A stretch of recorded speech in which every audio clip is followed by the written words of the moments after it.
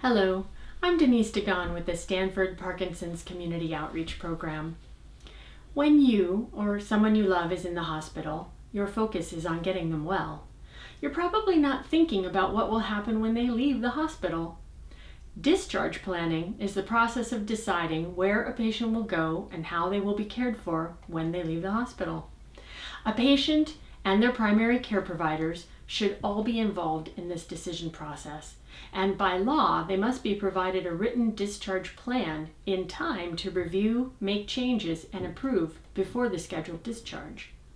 Studies have shown that the most significant factor in whether a person is readmitted to the hospital is whether the primary caregiver understands and is able to carry out the discharge plan.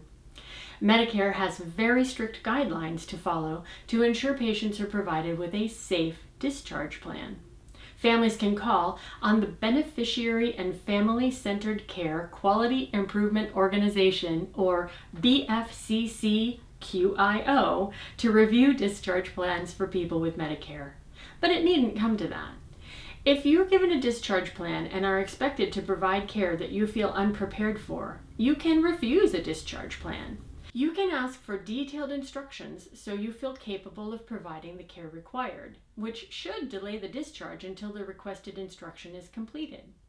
In some cases, you may not feel the patient is well enough to be discharged, or that the home environment has not been prepared adequately. In these cases, you can express your concern that it is an unsafe discharge. This will prompt a review of the discharge plan and postpone the discharge until adjustments can be made to the plan. The adjustments can be as simple as getting equipment delivered before discharge, like a hospital bed or a wheelchair. You can have an occupational therapist assess your home and make recommendations to install grab bars or take other safety measures. It might be decided that a home health nurse visit the patient's home to provide care if the caregiver cannot carry out certain necessary tasks like injections or wound care. It may even be decided that the best course of action is to discharge the patient to a rehab hospital or skilled nursing facility. It's somewhat rare, but if the hospital will not work with you to create a discharge plan that works for you, Medicare recipients can have the BFCCQIO review the plan. Hospital staff has the phone number of your local BFCCQIO and a flyer called Important Message from Medicare. You can also get the phone number at medicare.gov/contacts or call 1-800-MEDICARE and ask how you can process a fast discharge appeal.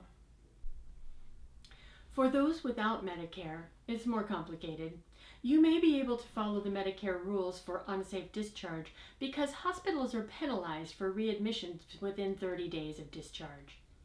The Stanford Parkinson's Community Outreach Program has gathered written materials and videos to help you understand how discharge planning works. Some of the written material even includes a checklist to help ensure you haven't forgotten to ask something before you approve a discharge plan.